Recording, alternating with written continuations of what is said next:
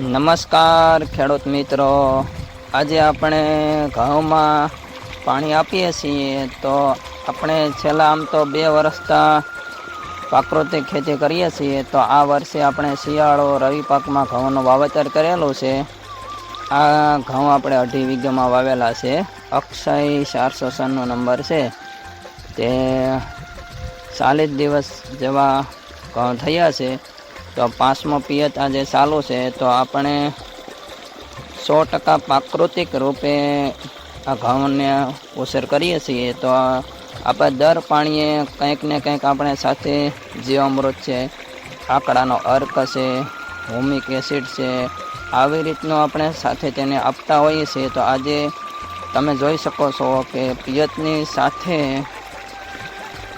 જીવામૃત અને આકડાનો અર્ક અને ત્રીજું હ્યુમિક એસિડ કે જે મૂળનો વિકાસ કરે છે, આ હ્યુમિક એસિડનું દ્રાવણ બનાવેલું છે. આપણને જોઈએ તો કે હ્યુમિક એસિડ બજારમાં તો આમ બહુ મોંઘું મળે છે ને તે પણ કેમિકલ યુક્ત હોય છે. તો આપણે 2 કિલો ચોખા લઈ અને તેને બાફેલા હતા કે જે રગડો બની જાય તે રીતે બાફી અને આપણે આ માટલામાં છે ને તે ચોખા અને જેનો રગડો છે ને તે આપણે નાખી અને હવા સુસ્ત આપણે તે માટલો પેક કરી દીધેલો હતો.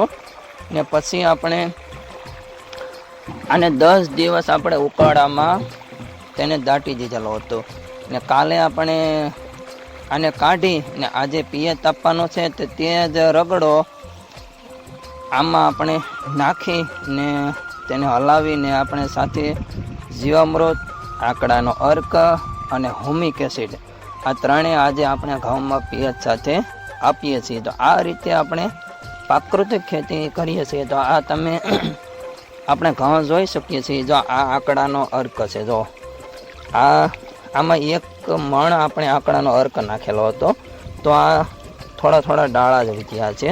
પાંદડા સંપૂર્ણપણે ગળી ને આકડાનો 100% આ આકડાનો અર્ક છે ને તે પોટાશ આપે છે. આપણને પોટાશ આપવાનું કામ કરે છે. પછી બીજું જોઈએ તો કે જે જમીનમાં અંદર રહેલી જે ફૂગ, જે નુકસાનકારક ફૂગ હોય છે ને તે ફૂગનો પણ આમાં તે આકડાનો અર્ક નાશ કરે છે. મેં એવું પણ સાંભળ્યું છે કે સલ્ફર પણ આકડાના અર્કમાંથી મળે છે. તો આ રીતે આપણે આકડાનો અર્ક છે, આ જીવામૃત છે. જીવામૃત તો આપણને ખ્યાલ છે કે તે 100% પ્રાકૃતિક ખેતી કરવાવાળા લોકો માટે જીવામૃત તે અમૃત સમાન છે. તો આ રીતે આપણે પિયત સાથે આકડાનો અર્ક, જીવામૃત અને હ્યુમિક એસિડ ત્રણેયનું દ્રાવણ મિશ્રણ કરી તે આવી રીતે પિયતમાં જાય છે. એટલે તમામ ખેડૂતોને આપણે જોઈએ છીએ કે જો આ ઘઉં છે, આ 40 દિવસના ઘઉં થયા છે. તો આવી રીતનું આપણે પિયત આપીએ છીએ.